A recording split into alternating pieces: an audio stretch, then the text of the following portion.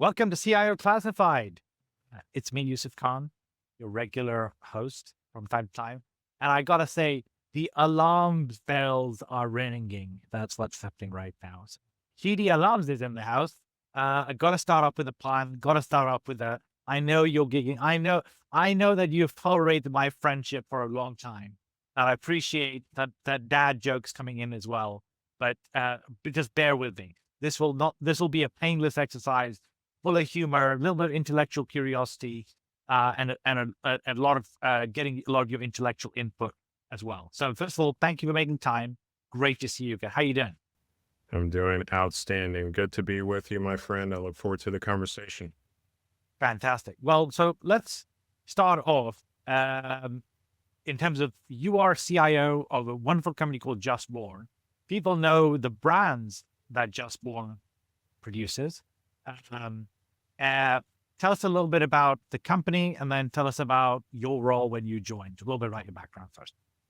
Absolutely. So, Just Born Inc. Has been in business a little over 100 years, family owned and led from the beginning. Now, the name Just Born is not widely known, but our brands are, as you mentioned. So, we produce Mike and Ike, Peeps, and Hot Tamales, along with some regional brands. So in the Northeast, Peanut Chews is quite popular. That's what we do. I've been with the organization a little over 3.5 years. Before that, I was the CIO of Jiffy Lube. How many years were you at Jiffy Lube? And can you tell us a little bit about, maybe the first question is, can you talk about a little about the transition you're Sure. kind of going from, making sure that automobiles are functioning well, providing a service there to now producing a candy? What's that transition like? So I was at Jiffy Lube for almost 7 years, and it was quite the transition. So very different business models. So very different in terms of day-to-day operations, obviously the products that those two organizations produce. So that was a transition. I think the common thread between those two industries or sectors is really they're both very consumer, or in the case of retail, customer based. So, marketing, brand awareness, engagement. So the fundamental building blocks are very similar, but ultimately on the ground execution is quite different. So it was a transition, and then I relocated my family from Dallas, Texas, to the Philadelphia area, and that too has been quite the transition. But it's been lovely. Well, let's get into it. If you think about the CIO role, whether it's working for Jiffy Lube or at Just Born, let's just think about kind of where your role has expanded from kind of traditional IT. Where has that been focused? Talk to us a little bit about that. I won't bore the audience with the traditional remit, so that I mean, all Sure, CIOs have we have that, that. right? You got to keep the lights on. By the way, it's still important, but Yeah. I think what's unique about Well, my well, role sorry if I here, may interrupt. You don't yeah, get credit for keeping the lights on. You don't that get is credit, true. but it's a critical piece of making sure that employee productivity, infrastructure, and applications are running so people can get work done, revenue can go through the doors. Those things are important. You're driving the shop front, but that's a core part of the role. And most people, it's typically understated. It's like, well, what is the actual impact of the work? And you've been able to do that at one of the largest brands in the automotive services business, and now, of course, down the consumer side. So clearly, there's been an expansion in terms of, you mentioned the common thread around the customer side. Mhm. What does that look like in terms of the skills that you've had to sort of gather in place to learn, for example, a very different business? Would love to just kind of get a little bit more sense there. It's a very interesting topic. So I think that the skills in many ways are kind of universal. I mean, listen, regardless of industry, we've been talking about for years. CIOs, we have to be more business centric. And I think most CIOs have gotten the memo and they're applying that. And we'll talk about this more as we go on here. But I think when you look at what's happening in large enterprises, you're seeing a fragmentation of technology leadership. So the CEO has to talk to three or four different people, right? Maybe you're talking to someone as it relates to data and analytics, and you've got your CIO who may or may not have that as a core part of their remit. You've got cybersecurity. So I do believe that, there will be a convergence at some point. I enjoy that here at Just Born. So all of that kind of falls under my remit.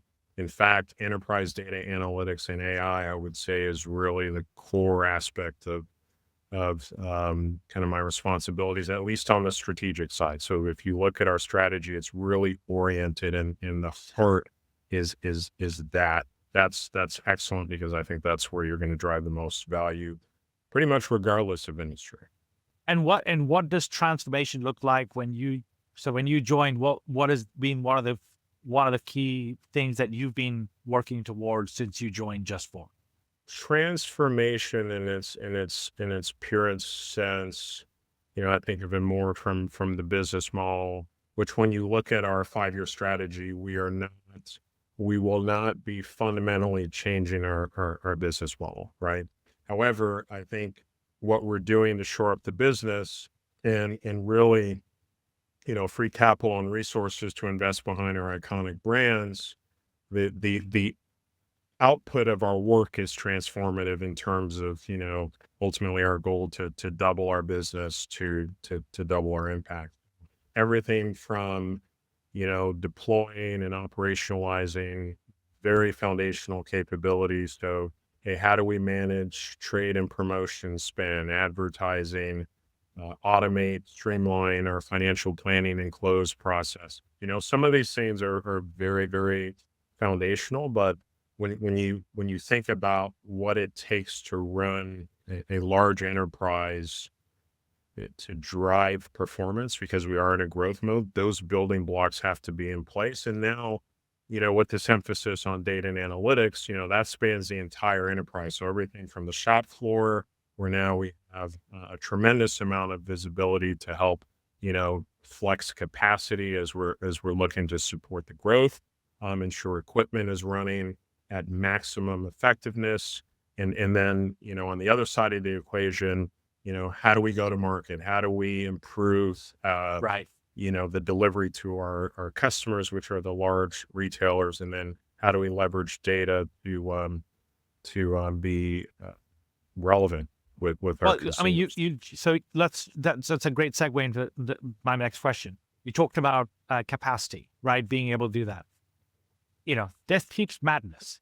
Like, during Easter season, right? There's like 5.5 million per day or something crazy number like that. What is that like? I mean, the company's been around for 100 years. Clearly, it has to evolve on its technology strategy.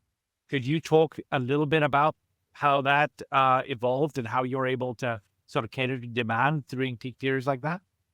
It's really critical, because we have everyday products, so that's largely kind of our Mike and Ike and Hot Tamales business. And Peeps are sold throughout the year, by the way. That's important to emphasize. Not everyone Right. knows that. You can get Peeps year round, but Okay. clearly the biggest spike is around Easter. Now, for us, we define Easter more broadly. So we have an early Easter season, which more or less corresponds with Valentine's Day. So there's a period of several weeks, really a few months, where first of all, we've got to be proactive in planning. So there's capacity planning with our customers proactively.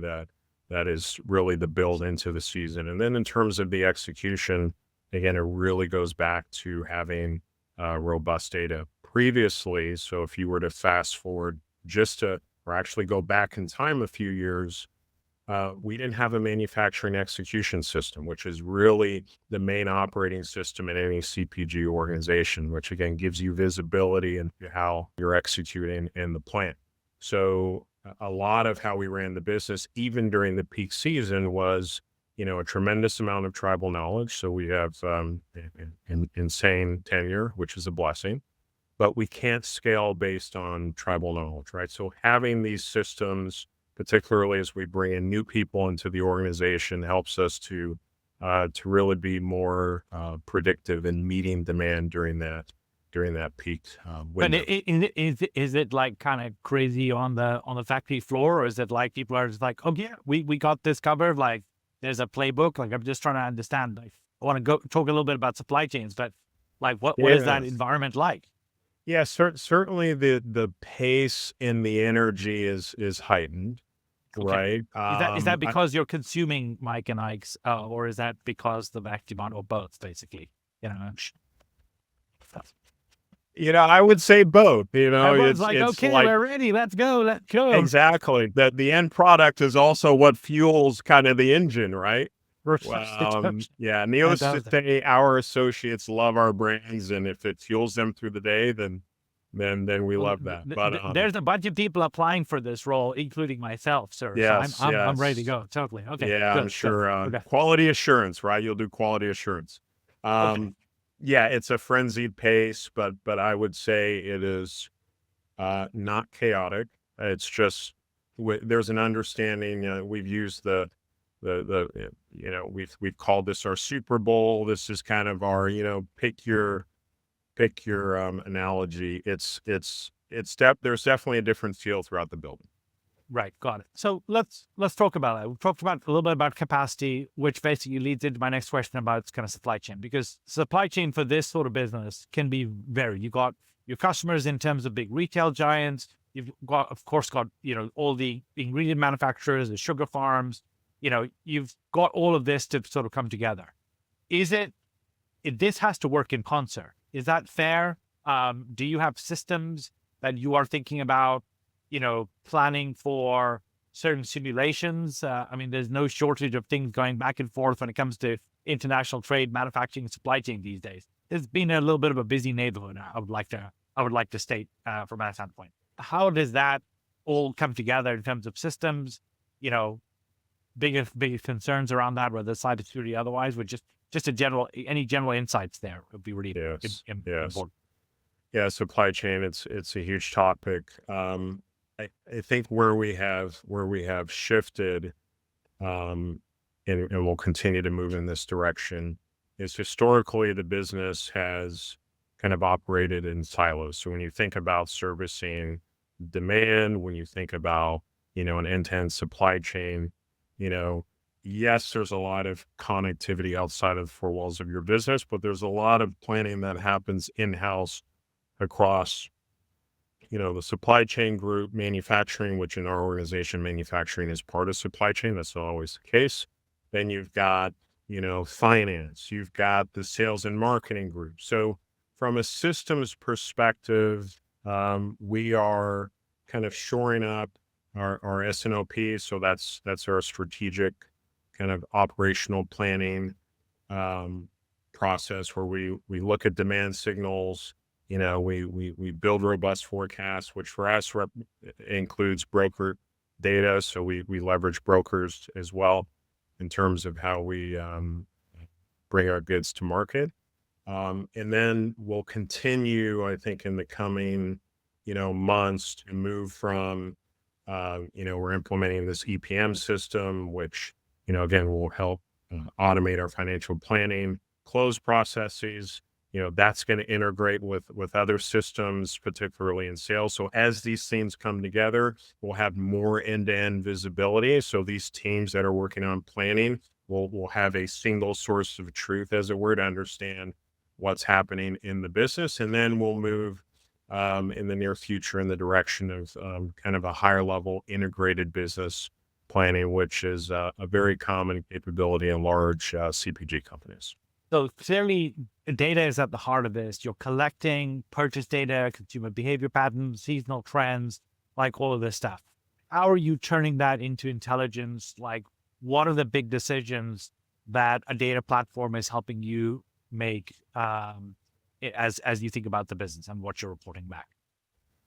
Yeah, so two things again on this theme of data and analytics. So, we've recently, it's been a multi-year journey, but we've now implemented a more robust kind of operational reporting and analytics stack. Now, with this, we can more effectively track, and again, a very basic but very important metric in our industry. So on time and in full.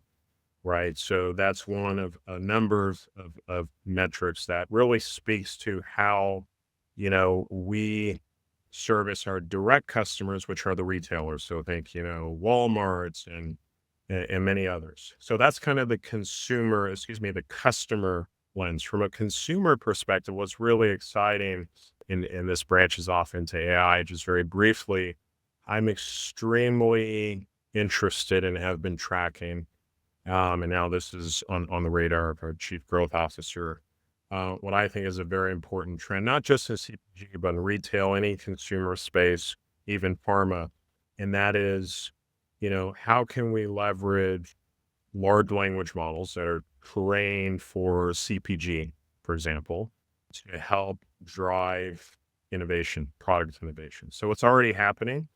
So you're It's seeing it's happening. so let me interrupt. So you've got product innovation happening, but where do you see the most exciting piece? I mean, product innovation, I can sort of clear, but could you maybe go back maybe a little bit where maybe there was a wake up call, maybe there was Mhm. a moment you're like, huh, this is really interesting. I mean, look, it's been transformative in the industry. I mean, there's the kind of excitement around AI within the CIO audience has been, it's generational shift, right? I mean, so uh, can you maybe one or two things that you can recall? You're like, okay, we can see this in product innovation, but you see other use cases of AI in a business like Just Born? Yeah. So the most significant is I think from a commercial perspective is the product innovation. Another, uh, and this is perhaps not unique to CPG, but I think it's still important. So as we think about kind of our operating model, right? So in other words, putting aside buzzwords, how we run the business, right? Leveraging agents in a secure way is something that I think we're very, very interested in. And this is not we're not naive. So I think it's very important to really be clear about um, kind of the capabilities and what these technologies can actually do. So I think what we're looking at is how can we essentially have digital employees work alongside our very talented employees, shifting a lot of work that is valuable, but ultimately doesn't move the needle strategically. And listen, we've had capabilities like this for many years with RPA and other different automation platforms, but I think this is a little different. This is a different time because we're now dealing with algorithms that have reasoning abilities that we've never seen, and therefore they can make potentially very complex decisions. So now we're having the conversation. Okay, in light of the functionality that exists today, and will be there tomorrow, how do we think about leveraging this very powerful technology in a way that makes sense from a business perspective, but also from a values perspective? Can the models be trained on values? Which is an interesting question. All of these things we're thinking about. Interesting. Super interesting. Last question on this, and then we'll kind of shift into a little bit more about kind of your leadership otherwise. Yeah. Think about how you mentioned product innovation as kind of one use case, right? But the requirements of companies like the Walmarts and the Targets of this world, like, do you have a technology like overhead in some way, shape, form, or is it the fact that you just have been able to deal with this level of complexity of their requirements in a way that is more about a combination of technology and people? Just trying to understand how a company like Just Born Manufacturing, especially in CPG, thinks about customer experience when the end customer is at a bit of a distance. And just want to think about what that looks like. If you could give some insight. It is unique because in retail, you are directly interfacing with the folks that consume your product. So I think we are now shifting. So if you look at our strategy, we have language there that really emphasizes that we are shifting our focus to be more consumer oriented. I mean, we've always been passionate. We love the consumers and the fans of our products, but in so doing, that requires a very, very strong partnership with the retailers, right? So, you know, being very clear and bringing data to the table. So when we're meeting with Walmart and and other customers, bringing data to help them understand, not just the value of our product in isolation, but how we really help the entire category, because frankly, if the category wins, we win as well. Right. So that's kind of the ethos of CPG, which in some ways is I think distinct and unique from retail. And so all of that is now being powered by data. We're making serious investments in a cloud data warehouse, which will help us aggregate. So I think you've got the kind of the POS data, which is provided to us from retailers. You've got broker data, we've got internal data. How do we bring all of that together to help, you know, tell the right story that's data driven, to ultimately drive revenue and performance for our retail partners. So everyone wins in that scenario. Fantastic. Fantastic. Let's talk a little bit about kind of your organization. You've been a CIO of some major companies from that standpoint. Look, that first of all, let's think about how you are building a team, especially in a kind of with a manufacturing kind of bias. You've got, of course, beloved brands. So I think that attracts people like, hey, I'm working for Just Born, etc. Just tell us a little bit about what talent acquisition has been like, how it's been when you first joined. Clearly, you're the new leader in the house. Just a little bit about that experience, both in terms of talent acquisition and talent retention. We've got a great talent acquisition team. They're very diligent and very modern in their approach in terms of, how we show up as an employer of choice, on the various digital properties that exist. So, but I think what's most interesting is what you see online is really a reflection of who we are. And I think where you really win with talent is being, first of all, extremely clear on who you are. So folks are, yes, they're interesting and compelling, interesting and intellectually stimulating work. But I think now more than ever, and this will always, in my opinion, be the case, that it's not just what you do, but it's how you do it, what you stand for in the world, right? And how your values translate in whatever community that you serve, right? So I think authenticity is extremely important.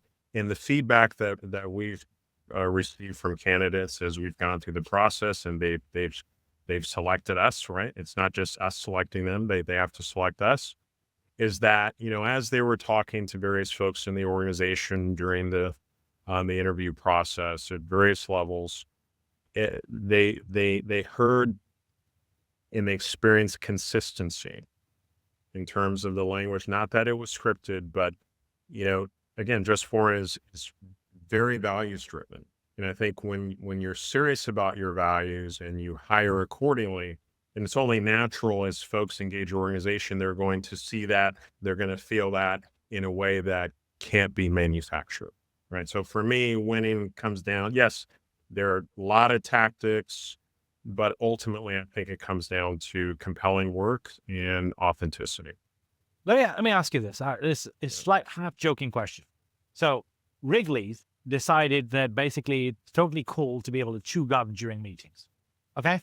And even so, some other brands, Nike, for example, if you walked in with, a rival brand's kind of swag, you would probably be walked out of the campus, like right there and then. So question to you, Chidi Alams. I'm interviewing with Just Born. Is it okay for me to be consuming some Mike and Ike's and Hot Tamales while I'm answering a question about cybersecurity and telling you how concerned I am about cyber threats on your technology stack? Or is that just not going to gel? Like, are you going to be like, come on now, take this seriously? Because it's a legitimate question for those of us who are looking to join. Like, how do we curry favor with you? Is it going to be like, just like trying to do some tricks like, oh, hey, that's it? I mean, is that going to win your day, or is that not going to happen? Well, it would certainly make for some very interesting conversations in the debriefs, that's for sure. But I tell you what, we do try to make it easy for folks. I almost always ask at the outset, like, what's your favorite? Well, actually, not what's your favorite candy. So, of our 3 iconic brands, and if they know about peanut chews, bonus points. But which one is your favorite? Which one is the unforgotten greats Yes, of the Candyland. So that's peanut right. cheese as well. That's Okay, right. so you We and Shay, make it you easy asked for them the favorite. folks. Yeah, we Okay, you make it make easy for folks. We give them an outlet to show their passion without going too far, if that makes well, sense. but with all due respect, do you offer them during the interview? Is that like a trick question? If We you like, offer them afterwards. you Everyone ask gets them a goodie afterwards. bag afterwards. Okay. Okay, right after. Okay, I just wanted to make sure because that's kind of a trick. They're like, "Oh, you don't like it? Like what? You don't like us? We're That's right. not good There's enough?" no Uh, candy bowl in front of them where we're no like, candy hey, bowl. what are you going to Okay, be? I think these things are important. These are important They questions are. for you to maybe figure out. So I totally get that. Okay. I won't ask you the question about what your favorite is because I think that will just offend a whole bunch of people at Just Yeah, Born. So I'm gonna and dangerous. at least put that to one side just for the time being. But let's talk about kind of what your favorite is from a technology standpoint. So, what is there technology or innovation that excites you right now for the use in Just Born's kind of future in terms of part of your strategy? Like, AI is too high level. Like, are there Yep. specific areas that, or it could be ERP or just you let me know. Like, what is an exciting part of your strategy going forward? So I love this question. It's difficult. I'm going to pick one. It is in the family of AI, but it's somewhat unique. Um, and I don't think we're there yet, but it's something that's on my watch list, and that is physical AI. So when you look at, again, in manufacturing, there's a long tradition of you have vision systems, and we use that to check the quality of Peeps, make sure that the eyes are in the right spot, for example. They're used in quality. There are already many areas where robotics are used, right? So robotics is not new per se, but if you look, for example, at what ConAgra is doing, and I believe it is Nestle Purina, they both of those companies have partnered with Boston Dynamics to deploy, the Spot robot, right, which goes around and checks sensors on equipment, right? So it's basically an extension of the maintenance team. So not saying we're going to have a Spot running around our plants anytime soon, but just I think the applications of physical AI are there will be at some point very transformative. Well, let's put it this way. How do you think about the CIO role in terms of where it's heading? Right. I mean, look, let's face it. Part of the reason that we're doing these sessions is to be able to give guidance to IT leaders about their career, what the next chapter looks like, how the role should evolve. How are you thinking about how the role grows over time, your responsibility, your impact?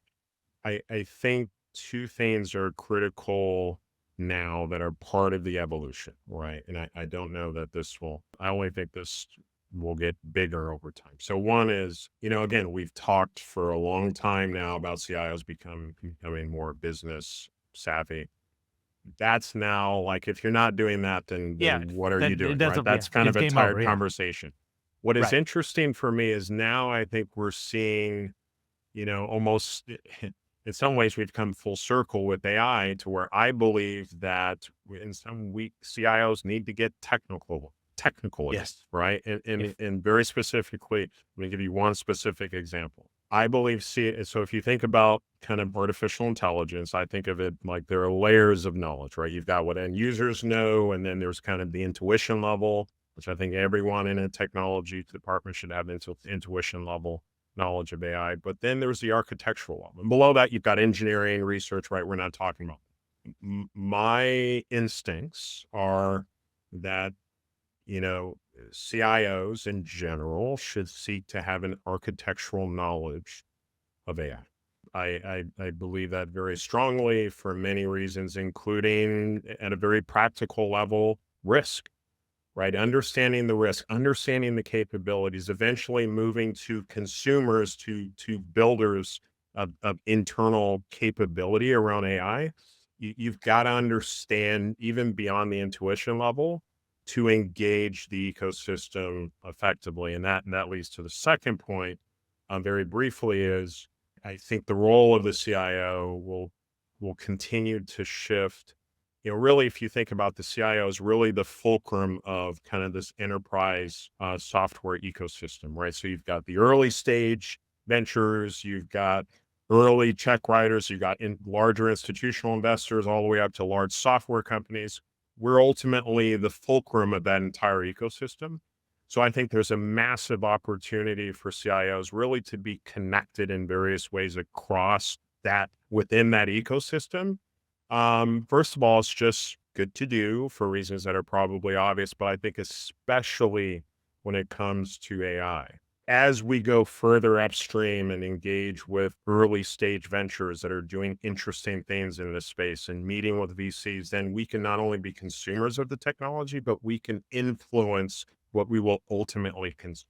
So I think that's incredibly important. There's so much more I could say, but those are two kind of areas of focus. And I think that will evolve the CIO to continue to play a more strategic role in the enterprise.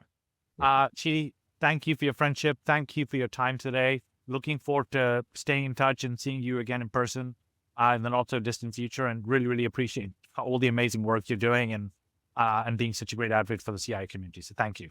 Thanks, Yusuf. Enjoy the conversation. Talk to you again soon.